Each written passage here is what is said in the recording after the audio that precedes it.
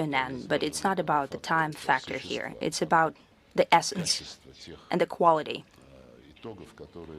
of those outcomes that we're ensuring for our people and for the people who want to remain a part of the Russian culture, who with the Kiev junta for many years denied the right to be Russian. I read up on the laws that were adopted during Poroshenko's administration and Zelensky administration, ban on Russian education, on Russian media, Ukrainian media in Russian language. All of them were shut down, let alone the rest of members of the parliament who showed at least some kind of strive to find an agreement with the Russian Federation. Later, there were decisions made that allowed to penalize with administrative fines for using Russian language in regular life, in hospitals or anywhere else. It turns out they have an ombudsman on the state language. I don't remember his name.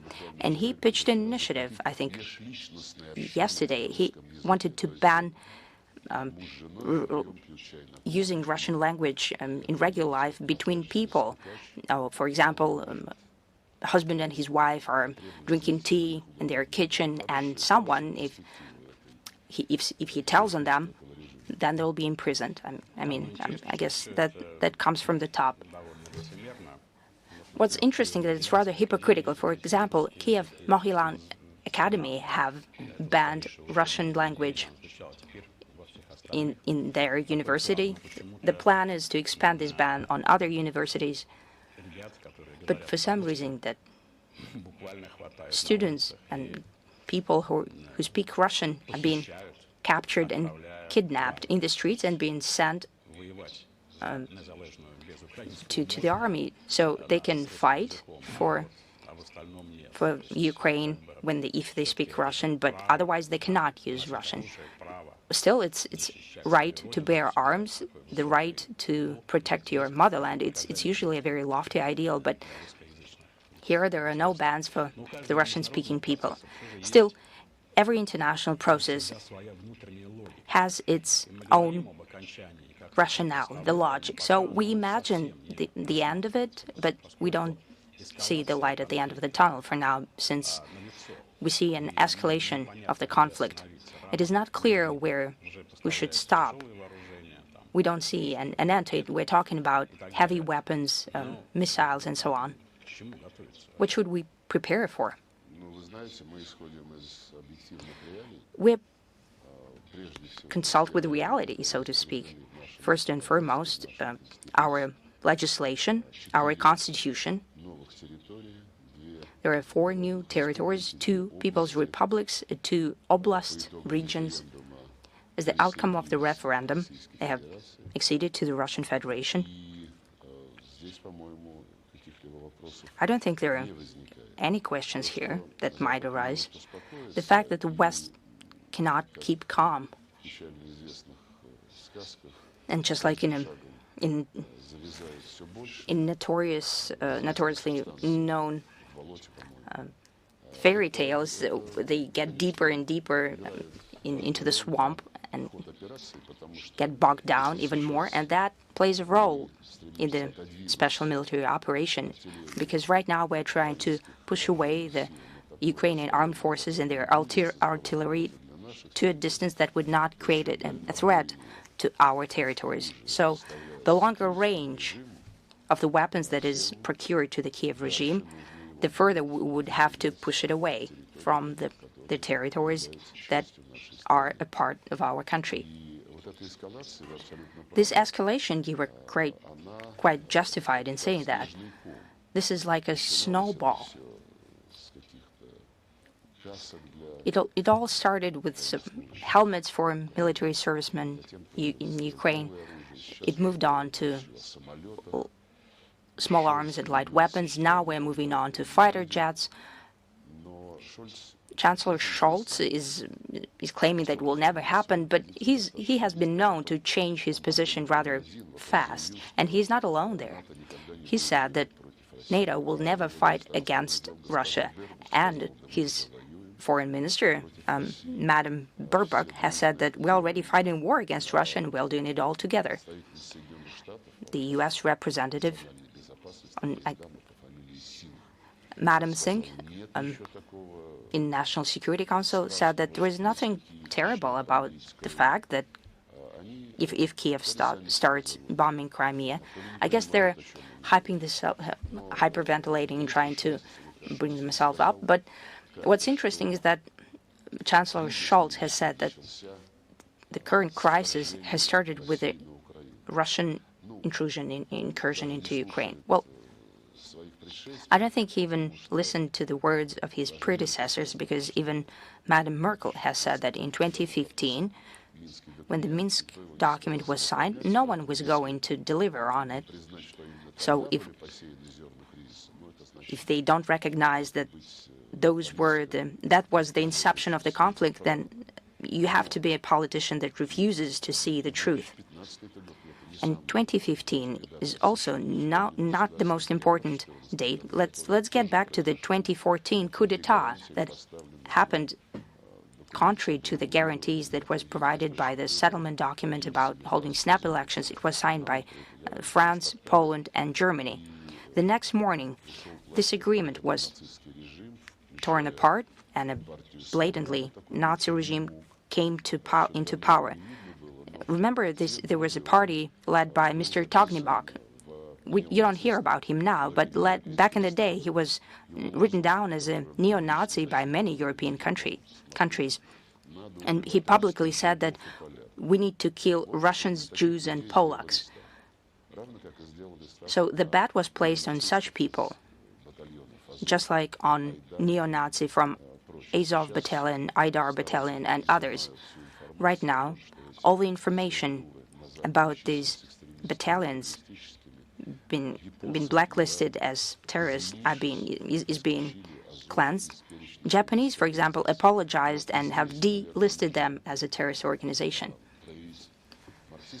And I think we have to show a Marxist approach here and look for deeper reasons behind what is happening. And I would suggest going back to Barack Obama's era and his administration, and to read up on the information about it.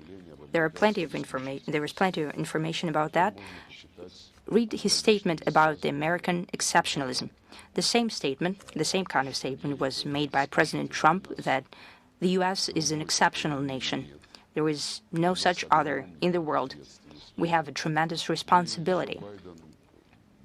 And Joe Biden has repeated this thought multiple times, promoting it. Later, his employees have framed it in different ways. For example, Secretary Blinken said that the U.S. has to implement their exceptionalism and their unique ability to lead, because if it's not us, and I quote, then the world will end up in chaos. Well, that's a very modest statement.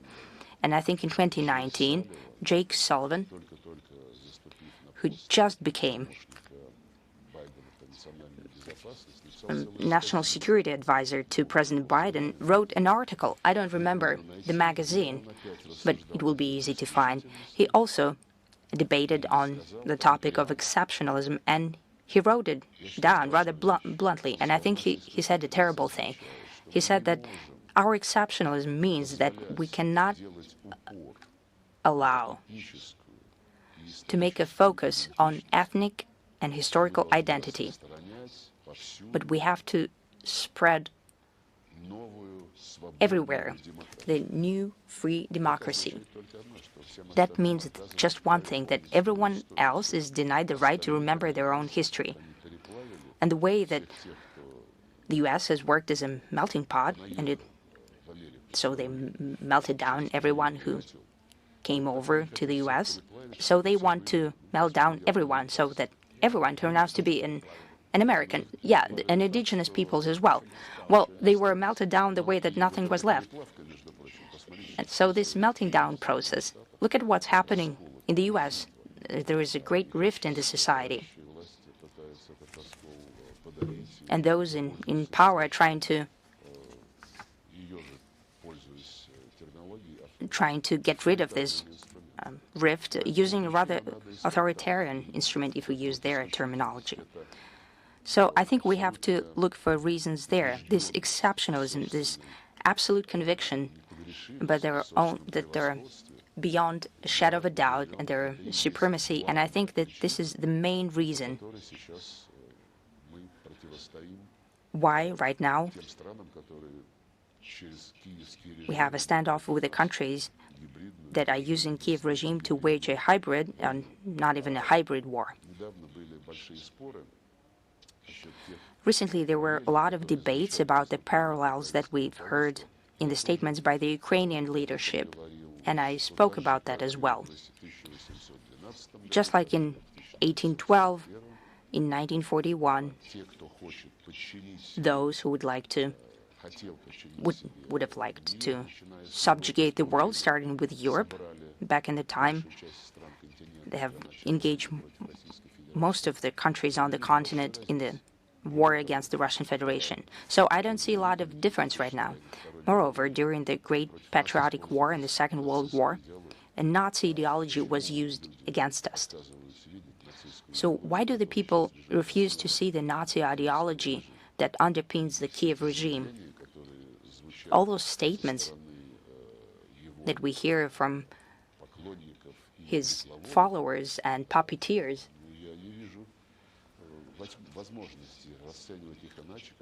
I don't see any other way to look at them as an attempt to find the final solution to a Russian question, for Russia to experience a strategic defeat and to stay on its knees for a long time.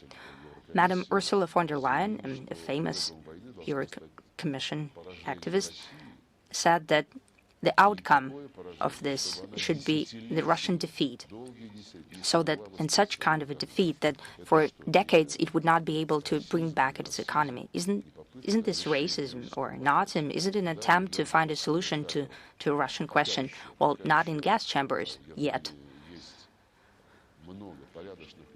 Right now in Germany there are plenty of decent people who would not allow for the fascism to be born again, but still there are some who wouldn't mind.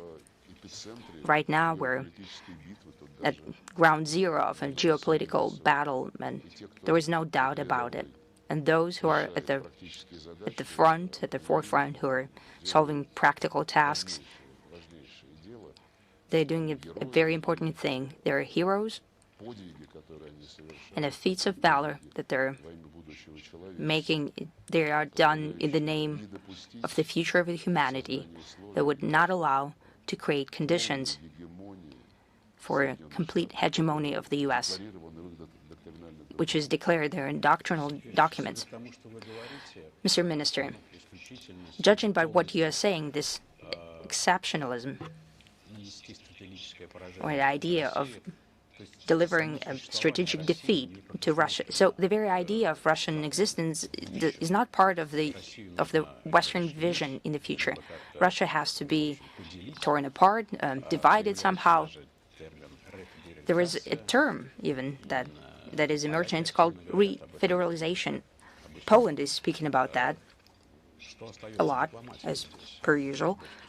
So what is left to diplomacy in this condition? No, I don't think we'll be out of a job for a while. I think that our work will continue, and it will take several dimensions. First of all, that is to promote most actively in the international arena our cause, our arguments, and our truth. Nobody in the West tries to consider seriously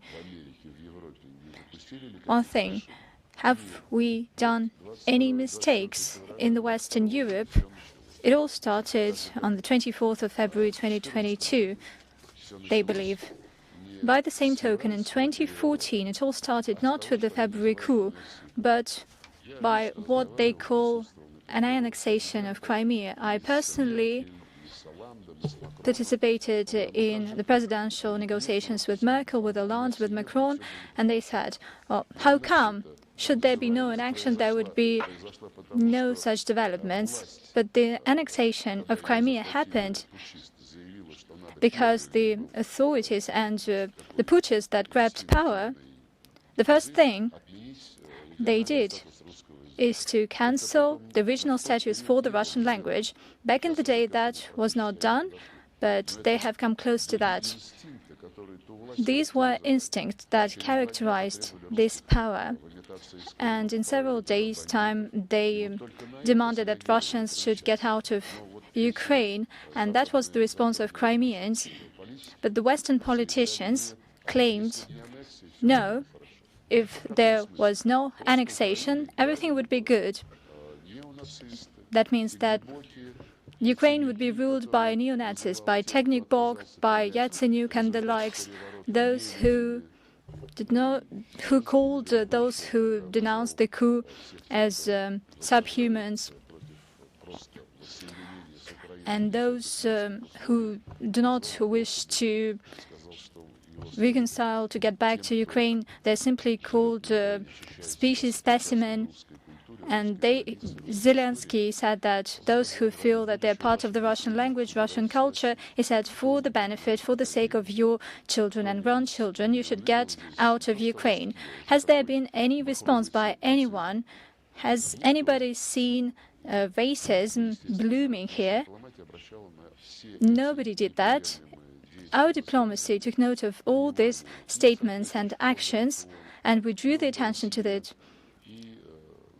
to the UN, to the OSCE, and to the notorious Council of Europe. And the West hasn't even moved a finger, hasn't done anything, at least to threaten this regime. They have constantly defeated it, including this special mission of the OSCE to assist the Minsk agreements. Many of these employees of this mission helped the Kyiv military plan, military operations. They provided data from drones that had to be used solely for the purposes of this SMM monitoring mission. Second, besides the truth that we need to champion, and besides fighting this fake news that we need to do, and by the way, we have a special section on our website. We are actively responding to all the attempts of those who want to distort the real picture. And naturally, another area of our work is about diplomacy, diplomatic efforts with our partners all over the globe. We're actively developing delegation exchanges, both at the level of ministers, at the level of deputy ministers. We are going abroad to the countries where we have plans to bolster constructive cooperation. We also welcome delegations in Russia, and that is a very important effort. First of all, that is because the United States and all the Western countries that are subjugated by the US and that have lost all the signs of independence, it is well known that they are big Democrats, but they understand democracy as their right to impose to everybody else their understanding of democracy. Once you talk to them about the need for democratic approaches in international affairs, they show no enthusiasm. They are acting in a totalitarian way.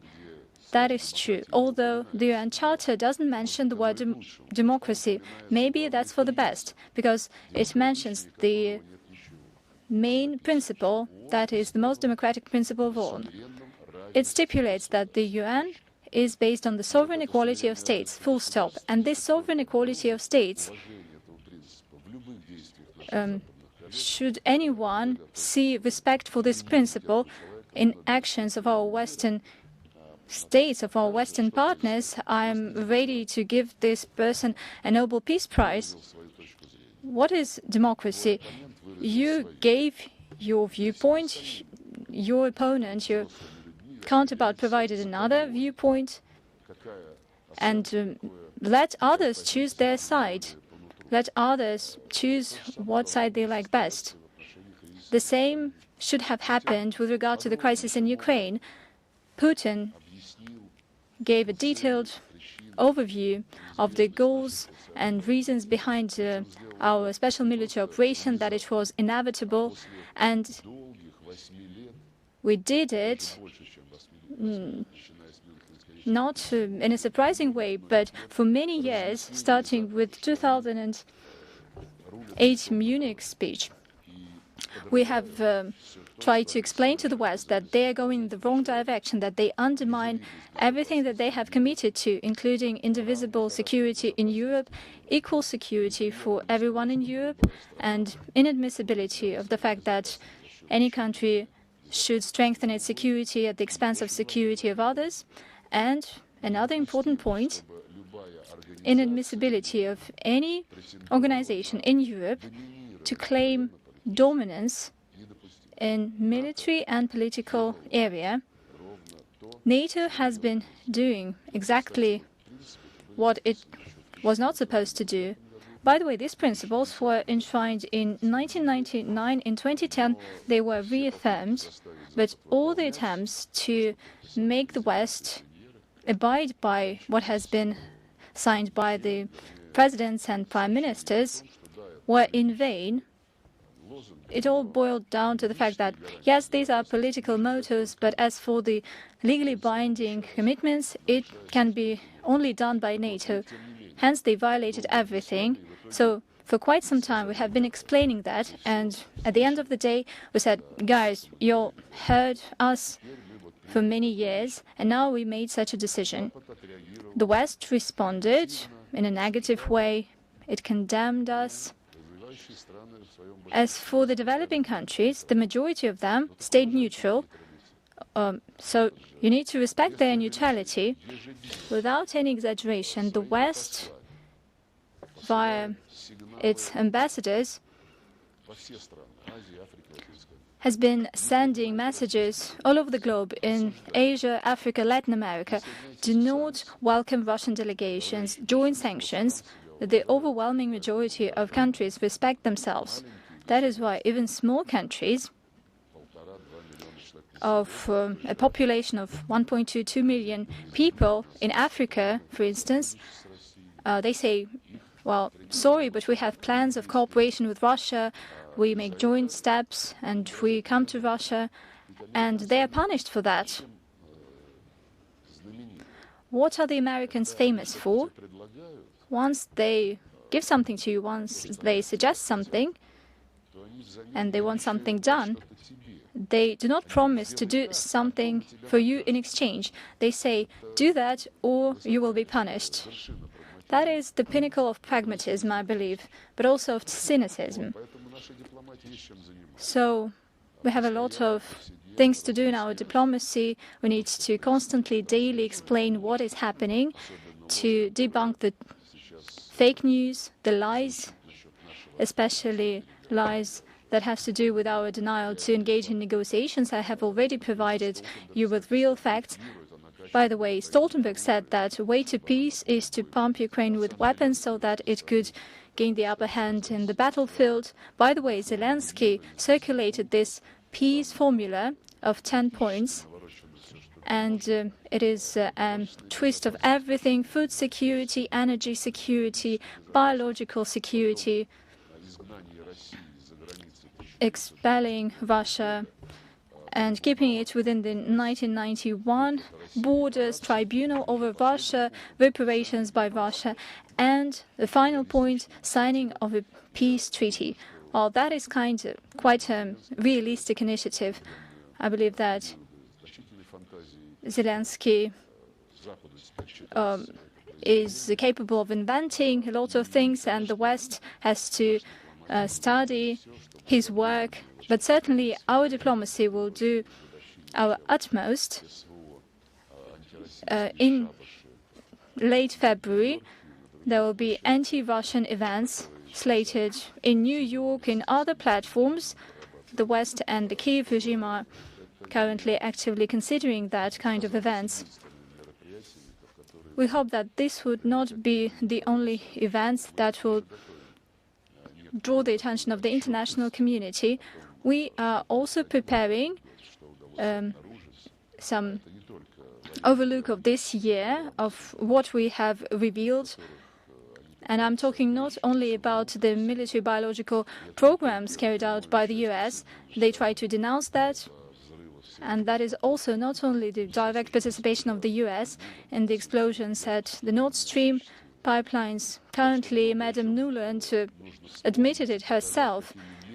So we have a lot of things to recall, to show methods by the United States and how they gain their hegemony, how they try to keep it. For quite some time, they wanted to nurture, to prepare the Ukrainian regime so that it could start a proxy war against Russia with the Western license and permission. I'm confident that it has been planned for quite some time, how Europe and the EU has been mobilized. They make them give up all the weapons to Ukraine, and currently this process is being finalized. At the same time, they build up weapons production in the US, and they make Europe do that. You have NATO commitment to spend 2% of your GDP on weaponry, so here you go. At the same time, they try to subdue Europe in economic terms. That was part of the plan of those who live with the perception that their country is exceptional and it is sovereign all over the globe. Take a look at Macron, at Scholz, how they publicly started voicing their concerns regarding the Inflation Reduction Act by the US. Basically, their goal is to move the production to the United States, and that is an ongoing process. The German industry is rushing to a place where there are benefits to it, and obviously these are discriminatory benefits that seek to undermine the production in Europe. That is an exceptional effort. And last but not least, talking about the EU as the one who tries to play its own game. A couple of weeks ago, it signed NATO-EU declaration that basically said that the EU would do everything that NATO wants. So we need to clarify all that, and we need to do it loud and clear, because it is all happening in Europe, but still there are plans developed for Asia, and Stoltenberg said that at the Madrid summit last year. It was said that NATO has a global responsibility, and those military and bloc entities that are created against China, against Russia in the Asia-Pacific, AUKUS, they seek to engage even new members, and such great Asia-Pacific powers as the UK and France are also engaged. They participate in naval exercises with clear, provocative stance against China and many other things. So currently everybody is closely following the forms of these activities, and these efforts are implemented as a kind of an aspiration to subdue everyone, to ensure unilateral economic benefits, to prevent a crisis that could be dire for the US economy by exploiting others. The President mentioned that these actions are a follow-up to the colonial tradition to live at the expense of others. Mr. Minister, we have a lot of questions. Let us speed up. Oh, the thing is that the topic is quite vast. Turning of Ukraine into an anti-Russia, it turned out to be a successful project, and allegedly their goals have been achieved.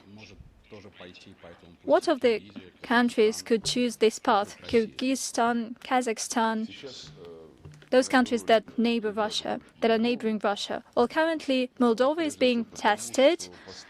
First of all, because they have managed to deliver by quite peculiar methods that are not diplomatic and political. They had to put a president that seeks to be part of the EU. She is ready to join Romania. She's ready to join the EU and virtually everything. She has this pro-NATO, pro-EU zeal. At the same time, the West and Chisinau refuse the work of the 5+2 format that brings together the US, the EU, Russia, and it tells a lot. The West considers this format to be inappropriate. It doesn't fit its purposes. In the past, there were authorities that sought to preserve this territorial integrity and to reach an agreement with Transnistria. But once there are powers that are ready to get rid of our troops, of our peacekeeping troops, and those who protect storage facilities, then there's no need for any negotiating formats. I wouldn't dwell into detail, but that is one of the countries that the West wants to try to turn into another anti-Russia, and it tries to do that with regard to Georgia. The president is well known to me, Zurabishvili. She was a former foreign minister in 2004, 2005, and by the way, together with our military, together with her, we developed arrangements to withdraw to our military bases that remained there.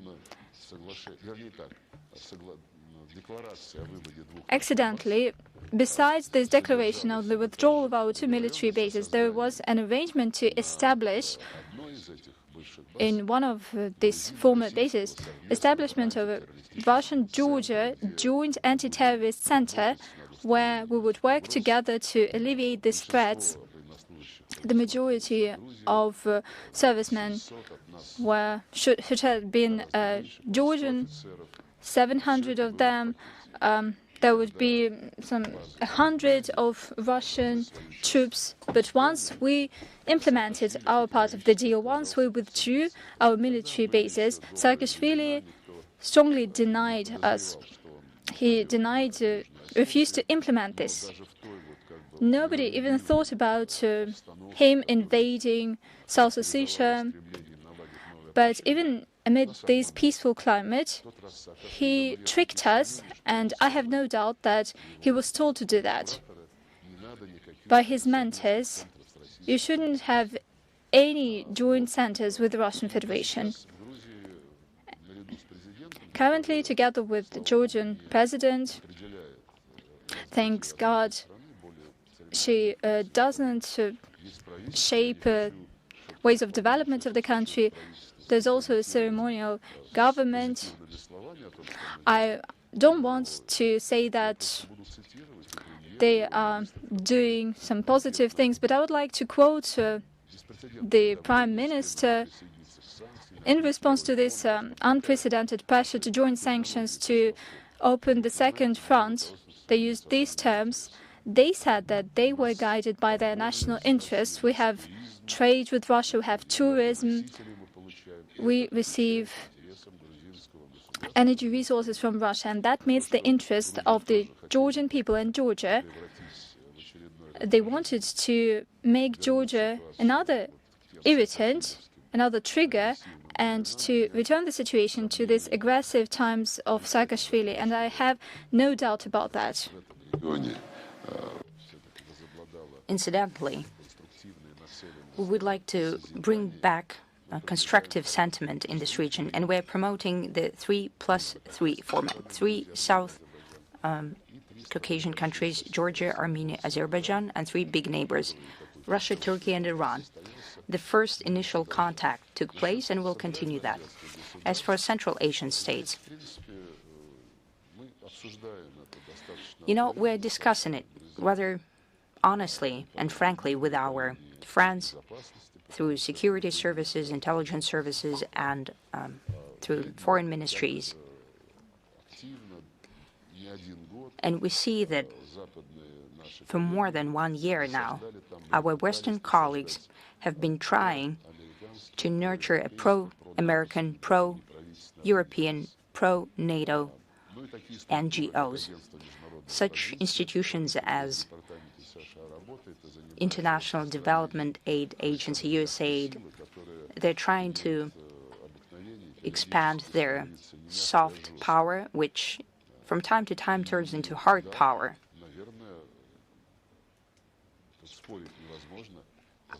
I don't think it's possible to argue here, but West indeed wants to use these instruments of soft power to cast doubt over a future allied and friendly development between us and our neighbors, including some Central Asian countries. But I don't see any reason there to suspect that these futile attempts by the West will find a very positive response. Our neighbors, allies, and strategic partners can see these games being played.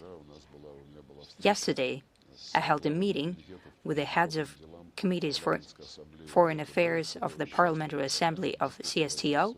They've held their event with the State Duma of Russia in Moscow, and I've met with them. I can say that just like at the meetings of the leaders of CSTO and foreign ministers' meetings, we see that our friends are fully aware and understand very well what kind of goals the West is trying to pursue in our common space. And they would like to create new additional mechanisms that would allow for future development of our integrational plans. Development in the forms that will be protected from the Western influence and illegitimate external influence. But this work aimed against Russia, where the West is present in post-Soviet space, is always continuing. We'll get back to CSTO later, but as for Kievan proposal to have a non-aggression pact with Belarus, we have a union state, so what's our position on it? Well, the union state, I guess, is not such an important notion here, because Belarus and Russia, we have treaties, including security treaties. Well, we have them with many other countries as well, but what Kiev has done, well, is rather creative. It shows the imagination of the leaders of the Kiev regime. They're capable people. This is not even a two-step game. As President Lukashenko said, Belarus was proposed to sign a non-aggression pact right at the point in time when the Belarus opposition is being nurtured, armed,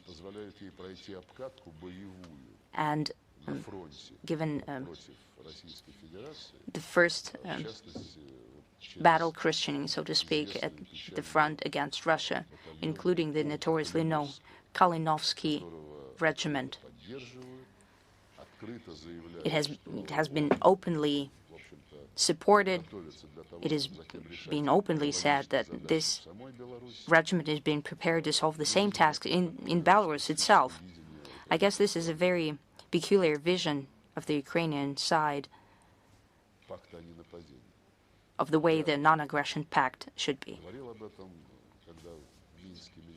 I talked about that in Minsk when President Lukashenko received me, and he can see the futility of this. Well, not just that it doesn't make sense, but it's a provocative attempt. Still, you mentioned CSTO. Many people are asking themselves this question. NATO has Article 5. And aggression against one is aggression against all. In CSTO, we have a similar article, it's article number 4. I can even quote it. If one of the member states is subject to aggression, active aggression, armed attack, threatening security, stability, territorial integrity, and sovereignty, then it will be viewed by the member states as an act of aggression against all member states of this treaty. In case of an act of aggression against any of the member states, all other member states, upon the request of this member state, will immediately provide the necessary aid, including military aid. Is this not the case right now with Russia? It is said upon the request of this member state. We haven't addressed anyone with this request. Not yet. Yes, not yet. We believe that everything that we need to solve the tasks and goals and objectives of the special military operation, to put an end to the war that the West has started through the Ukrainian regime after the coup d'etat, is in place. We have everything necessary. We see that all of NATO is fighting a war against us. And some kind of mantras and incantations that we're not fighting, we're just arming them, well, it's just laughable. The types of weapons that have been transferred right now and the types of weapons that have been announced that will be transferred, according to specialist evaluation, say that it is impossible that the Ukrainians to do it without the training or just 1 month training. There are certain systems that are very hard to learn, even in a longer time frame. So if they're being supplied, I believe they'll be sent there with a cruise. I guess they'll be given a temporary vacation or vacation time, or given a missionary status with the right certification of that. But we'll solve all our questions ourselves, so we're not asking for aid. I would not give you analysis why we didn't do it, but we simply don't need it. When CSTO has received a request by the President of Kazakhstan in January last year to help and stabilize the situation during a sudden rise of violence inspired from outside and attacks on governmental buildings, CSTO responded within a day. When Armenia and Azerbaijan are continuing to find paths towards stabilization of the situation in the Caucasus, CSTO is also prepared to help out. After there was a flashover of violence, I think about 300 people died from both sides, and we received a request by Armenia, and CSTO Secretary General, with a special expert mission, traveled to the border and brought a plan of deploying a CSTO mission on that part of Armenia that is bordering the Republic of Azerbaijan. This plan has been prepared for quite a while, but the Armenian side did not hurry us up. So at the summit in Yerevan, we have finalized the wording of that decision, but the Armenian colleagues said that they would need this kind of decision only if there would be a resolute condemnation of the actions by Azerbaijan. Not everyone was prepared to issue such a statement, not only because they wanted to whitewash someone or not support someone there. Simply, the whole story of the Karabakh War is rooted deep in history. It goes back decades. For many years, Armenia has occupied 7 regions around Azerbaijan.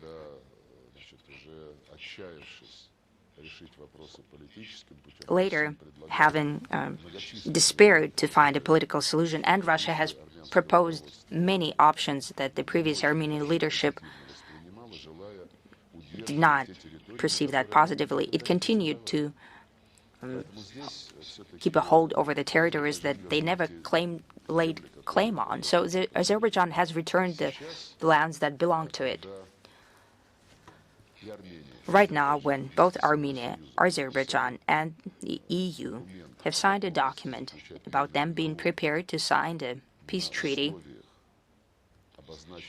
with the conditions that have been signed in Almaty Declaration of 1991,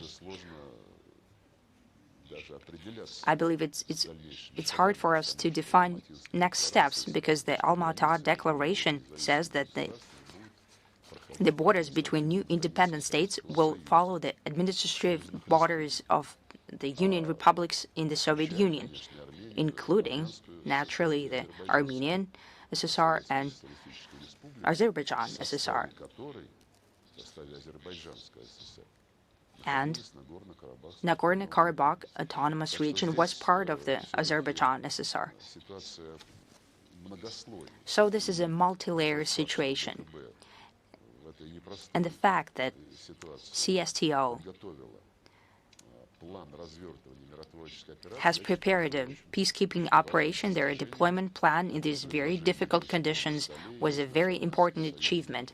This proposal is still on the table, and our allies, if our Armenian allies are still interested in that, we could deploy it within a day or two. So potentially Russia still has an opportunity to appeal to ally countries in CSTO for aid in case, well, if the escalation and aggression against Russia increases. It's written down that any country has this right, and I've responded why Russia did not use this right. I don't think it necessarily will happen in the future, because we don't see the need from the point of view of sufficient equipment for our armed forces and the way they're right now acting in the special military operations space. CSTO, upon Kazakhstan initiative, is expanding its peacekeeping potential. One of deputies of the Secretary General of CSTO is appointed as the person responsible for peacekeeping operations. There is an agreement about peacekeeping forces and the way they are used. Right now, upon the proposal of Kazakhstan, which we have supported, we're introducing amendments to that treaty. It's dated 2001 or 2003, I don't remember. It is said that the peacekeeping force of CSTO is being deployed upon the agreement of the parties and the UN Security Council sanction. This is over-compliance, because the request by a legitimate government of one of the CSTO members is enough, just as it happened back in the day in January last year with Kazakhstan. So right now we're introducing amendments to the CSTO peacekeeping framework. Naturally, that would increase its efficiency.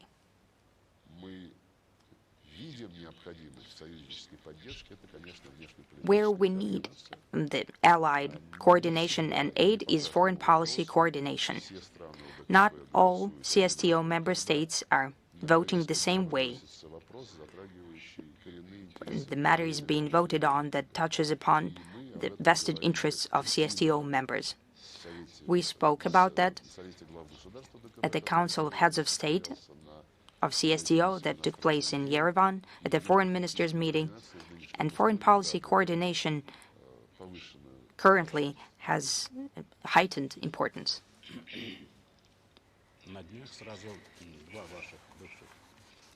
Several days ago, two of your former colleagues, Radoslav Sikorsky and Anna Fotyga, ex-foreign ministers of Poland, have advocated for re-federalization of Russia. Valenza has called to finally dealing with Russia. So what's happening with Poland? It's playing a very special role, just like on the eve of the Second World War. It seems that it's pitching everyone against Russia. It seems that it's one of our most vicious neighbors. Well, you know, Poland has a very complex and I would say painful history, and the same kind of complex and painful ambitions. And that shows that this certain part of the Polish elite still has this expansionist plans, 3 Cs initiative, hints at western parts of Ukraine, and Russophobia. Well, we've worked very closely with Radek Sikorski. Well, he's a peculiar. He's not among the Russia lovers, but he's a pragmatic and experienced politician. And I don't think that anything he does is just an incident. Well, he became a EU parliament member, so when he wrote thanks to the US right after the explosion at Nord Stream, well, later that tweet was deleted, but there are plenty of other confirmations what was done beside his tweet. We used to work with him. We used to have a joint commission headed by the foreign minister. They included deputy ministers of other agencies. It was a bit of a intergovernmental commission light. It was a joint historian commission, and it's hard to imagine right now, but they wrote jointly history books for kids. For example, there were different versions of the same historical period. That was a platform for dialogue where historians talked to each other, even if they disagreed in certain chapters in history. But still, that created a certain confidence. What Fotyga and Lech Walesa have said that they invented a term to decolonize Russia. They're inviting some very unpleasant and very strange representatives of some Nogai nation representatives who would like to create an independent state in the region of Astrakhan. In the Leningrad region, they've found some indigenous peoples there. And this encouragement of small nations, by presenting a picture that these nations are being discriminated against in the Russian Federation, though it's quite on the contrary, they can develop their own languages. They don't live in reservations as it happens in the US and Canada, where people were murdered brutally. Right now, Canada has started this historical process. In parallel, they're saying that we're too big, just like Madeleine Albright was quoted saying that Russia is too big. It was later refuted, but maybe she didn't say that. But the fact that there's plenty of sentiment in the US and in Europe. People say that, well, maybe they don't say it, but they think this. That's a fact. And it's regrettable because, as I said, we had a branched out mechanism for relations and so on. One more thing here. As Walesa said, they need to finally deal with Russia in this generation's time. Is this not a demand to find a final solution to the Russian question? When I quoted the ideologist of Hitler's Nazi Germany who dealt with the final solution of the Jewish question, and I said that right now the whole of Europe is gathered against us and led by the US. They use various mottos with the same point to resolve this Russian question.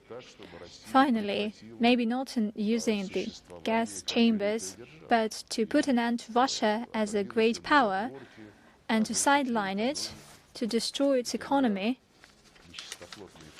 And when these ill-minded politicians started claiming that using these comparisons only violated the memory and insulted the memory of victims of Holocaust, that only means that they have no other arguments. I haven't insulted the victims of Holocaust. We have always honored them. We hosted special events in their honor, and we invite all those who are part of these historic events. Unlike the Poles, even before the special military operation was launched, they didn't invite us at the event to mark the liberation of the Auschwitz. And we said that the memory of the victims of Holocaust doesn't mean that somebody shouldn't do the work of today. And for the sake of this memory, we need to put an end to the new Nazi movements. What is currently we witness in Ukraine, in Estonia, in Latvia, where neo-Nazi movements and practices are reborn. Mr. Minister, ahead of us is the EU summit in early February. Certainly we are not EU members. Nevertheless, we are neighbors. We have one shared continent. And this agenda that will be discussed in the summit is no stranger to us. What would you suggest as an agenda item? To be honest, I stopped monitoring and keeping track of the EU summits. Nevertheless, they will gather together, they will ask themselves who we are, where we stand, where we are headed. Well, I believe that they are just doing blather. Everybody knows who will make the final decision. They signed this NATO-EU declaration on cooperation. They said that we will provide anything to NATO. We will provide territory of non-EU member states, of non-NATO member states, if NATO needs to send weapons closer to Russian borders. They all say that. Scholz recently said that our security depends entirely on the US. And if the EU starts developing pledges to the US, to Washington, to spare the European economy the misery, and to show grace with regards to the laws and subsidies that they grant to the business that would move to their territory, that actually makes no point to work in Europe. Currently, Finance Minister of France said that currently the price of fuel and energy for business in Europe is 4 times higher than that of the US. And Macron said that they would ask the US to make some discounts, to make an exception. Well, he already asked that, but they did nothing. That is why I'm not interested at all at what the EU is discussing. I heard that they plan to invite Zelensky either via a VTC or live, but they will declare that afterwards. They decided a long time ago to make a biggest Democrat out of Zelensky, and the force of democracy is to fight autocracy, and that is a simple black and white picture proposed by the US.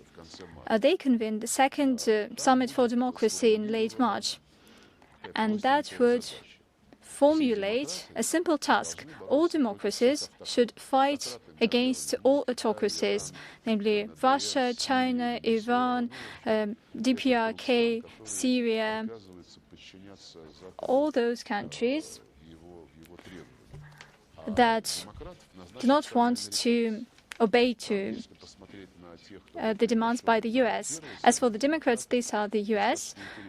if we take a look at the list of those invited to the first summit for democracy, there are a number of interesting countries that the US never considered to be a democratic state.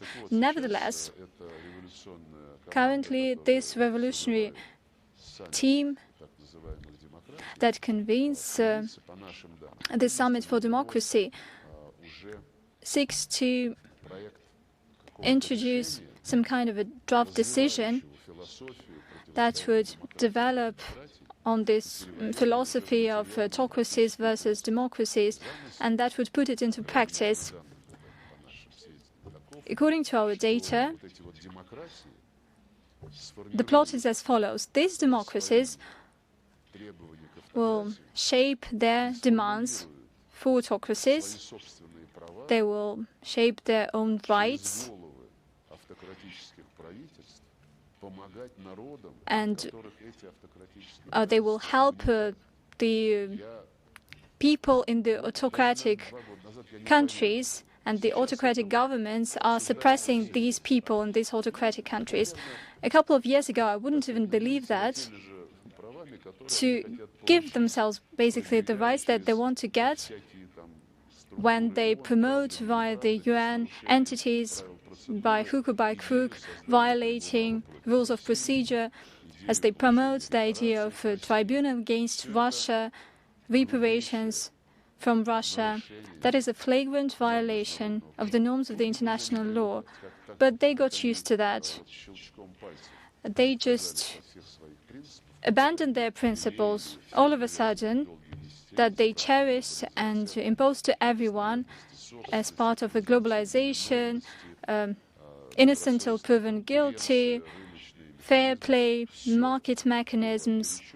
Everything has been brought to naught when they wanted to punish the Russian Federation. It didn't work, though, but they used these illegal methods, and it all made everyone extremely cautious. It's not by chance that currently there are talks about national currencies. We do not know the mood of the president and who will not be to the liking. The next morning, President of Brazil and President of Argentina even considered an opportunity of creating their own national currencies. Later on, they considered even an option of a common currency for the whole Latin American continent. Lula da Silva proposed to consider the same topic within BRICS, and that would be even a global approach, not a regional one, on what to do in the financial sector when the US and its dollars are crossing all the red lines. As for Saudi Arabia, it sells its oil via using yuans, and we're even increasing the share of our national currency in our international settlements by half. If we talk about relations with China, they are actively developing. We're building a new world order with China. What kind of common ground could we have, but also what are the points of contention? Because it is quite dangerous to dance with the giant, because you can injure your legs, your feet. Well, as for common ground, it's quite a modest way to put that, because our joint declaration said that although we don't have a military alliance, our relations are higher than the military alliance in traditional terms. They have no limits, no restrictions, and they have no taboos. Indeed, these are the best relations. If we take into consideration relations during the Soviet Union and the other periods, and our point is to let us develop based on our national plans within existing norms of international trade, namely the WTO rules, and within the system that was established by the West, starting with the Bretton Woods institutions, the IMF, the World Bank. When we joined these institutions, there were certain rules that we adopted. It took us 17 years to join the WTO, and we endorsed the rules that were basically the rules of a fair play. But currently it has all been derailed. WTO saw the blocking of a body that is in charge of settling disputes because China is winning over the US, and it demands to have a compensation. And if this body is permitted to work, then this compensation will be granted to China. The US just blocks the appointment of new members. It has no quorum. It is a purely bureaucratic approach. And it has been happening for many long years. Due to the fact that China would win in all these disputes, they decided to launch a reform of the WTO, and they directly claimed that this should take into account the interest of the US and Europe, and others will be told to behave appropriately. If we take into account the criteria that underpinned the IMF, the World Bank, currently BRICS countries, and by the way, this has been witnessed for quite some time, they can claim the number of assets and votes that would undermine the current state of affairs, where the United States can block any decisions unilaterally. If the IMF mechanisms objectively reflect economic indicators of the BRICS countries, then the United States would lose their right to block the decisions unilaterally because they would be short of votes. So, if it was all made in a just manner, then we would pay more heed to those leaders of our economic bloc that said that, there are positive signs in globalization. There are no positive signs whatsoever, and we understood that way before that because we were the ones who faced it for the first time, because the US developed this plan against us via Ukraine. And secondly, we're not that deeply involved in the system as China did, in terms of trade turnover, in terms of a number of assets that China purchased worth 1.5 trillion USD. So it's not that kind of level of involvement. But inevitably, China would scale down this dependence. And by the way, it already started doing that. And there's no doubt about that. For me, there's every evidence to that end. But China would just need more time to create some parallel tools, mechanisms that would protect it from the arbitrary behavior by the US as the main governor of the international monetary system on the one hand, but on the other hand, there would be mechanisms that wouldn't do it overnight, because otherwise there would be serious economic shocks given this connectivity between the economy of the US and the economy of China that is worth trillions of dollars. But the process of discussing, but also of shaping of new mechanisms is in the works. And it is moving in the direction that fragments in global mechanisms, because currently global mechanisms are associated with the West, with the US and its satellites. They are not global, they just serve the interests of a certain group of states. They call Latin America and the Caribbean or rather Latin America and the Caribbean states are considering their regional currency, and I believe that that is regionalism. We have an initiative to consider such mechanisms in Greater Eurasia.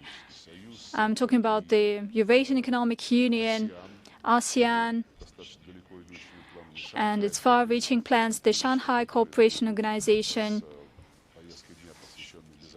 together with the security agenda. They have very good prospects for transport, logistics, and for economy.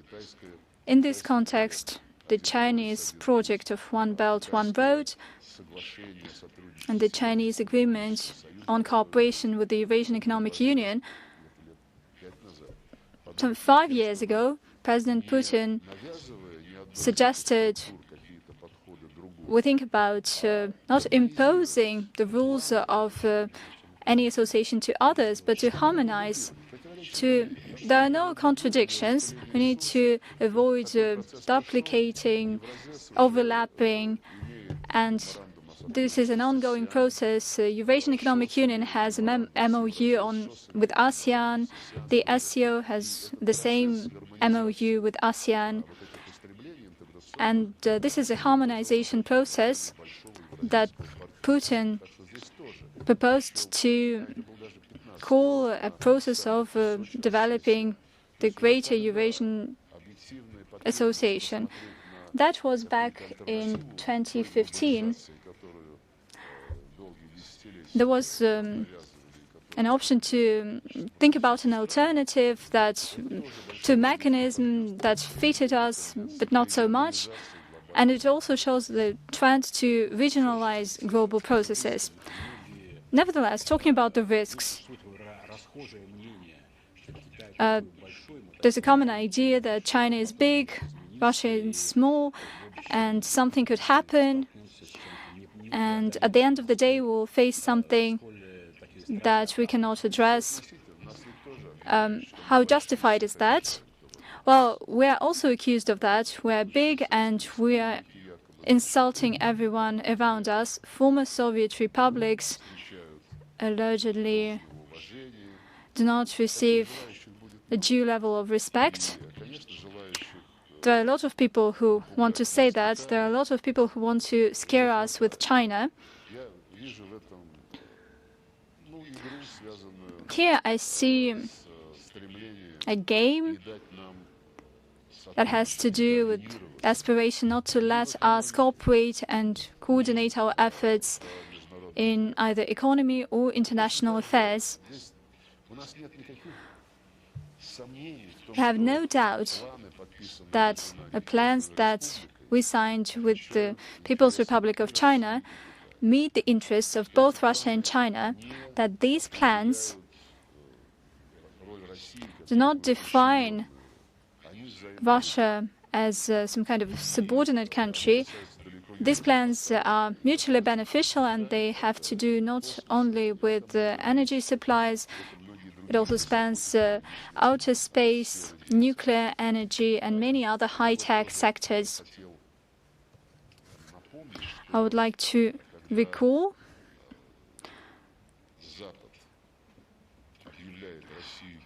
when the West declares that Russia and China are autocracies and the main threats, Russia is an imminent threat that should be curbed immediately, and they need to fight China in the long run. Probably they want China not to support us militarily. They accuse North Korea, Iran of doing that.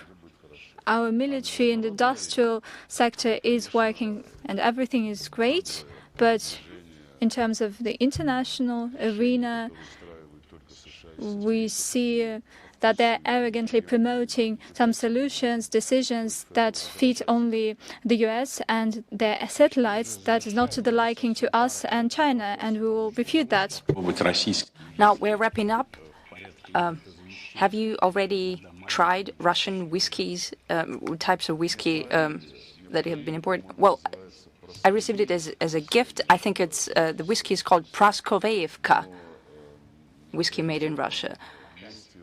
But my favorite is a bottle that that has Kyrgyz whiskey written on it. Okay, so you have your favorites. Okay, are you in favor of peace, Mr. Minister? I'm in favor of peace, hands down. I'm for peace, but I don't remember who said, if you want peace, prepare for war. I don't share this philosophy.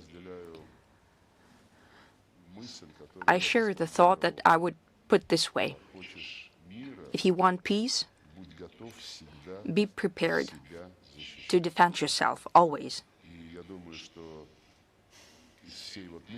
And I think that if we look at the whole geopolitical situation right now, I think we'll get out of it stronger and we'll be prepared even more efficiently in any situation to defend ourselves. Thank you very much, Mr. Minister, for this meaningful and important interview. Thank you.